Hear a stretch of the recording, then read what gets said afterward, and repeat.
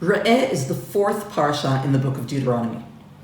The book of Numbers, which we completed to read about a month ago, seemed at first glance to be the final act in the play, the story of the children of Israel and their travels in the desert.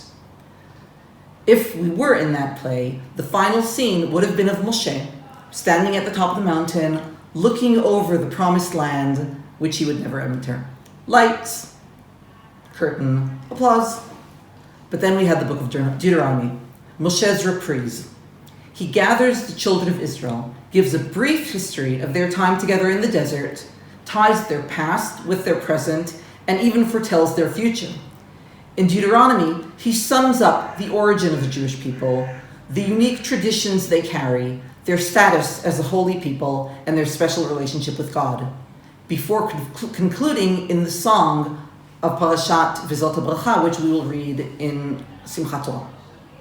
Of all the topics in our Parashat Re'eh, I would like to dedicate our time together to the ideas of Shmita, the sabbatical year, and Tzedek, social justice.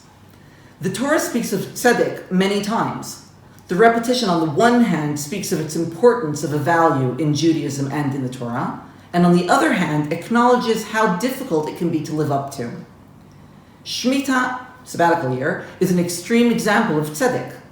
Every 7 years we're instructed to release our lands, relinquish possessions, forgive debt. It's like pressing reset on the computer or reset on society and social order. In our Parsha, the sabbatical year connects both the idea of social justice with the reminder that we don't have ultimate ownership over the land.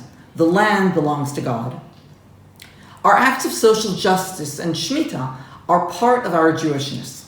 How we relate to other people and how we treat our natural resources are part of how Judaism is manifested in the world and part of our relationship with God. There have been voices suggesting that the COVID-19 pandemic is like an involuntary Shmita. It forced the world to take a break.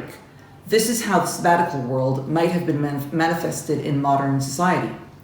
In lieu of relinquishing our lands, we had to let go of our routines. We had to dial down our consumerism, slow our pace. Some even suggested debt relief of a means of helping people in small businesses weather the storm. Just like in ancient times, we went searching for community, for both comfort and for support. The pandemic and economic crises are compelling us to be faced with a new kind of poverty. Our Parsha teaches, you must open your hand and lend sufficient for a person's need.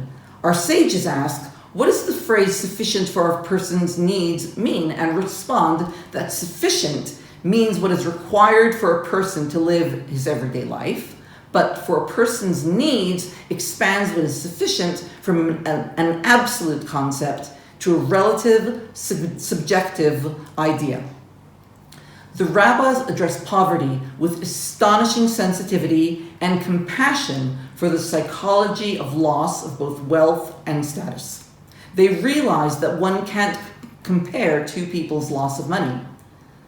The public discourse we've been witness to, at least here in Israel, has related to similar issues, but has been largely lacking in the compassion of the sages.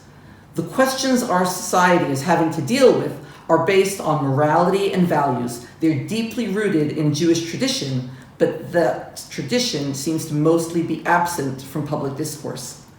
Our Parsha invites us to enter into this debate wearing our Jewish lens and examine our circumstance from a Jewish point of view.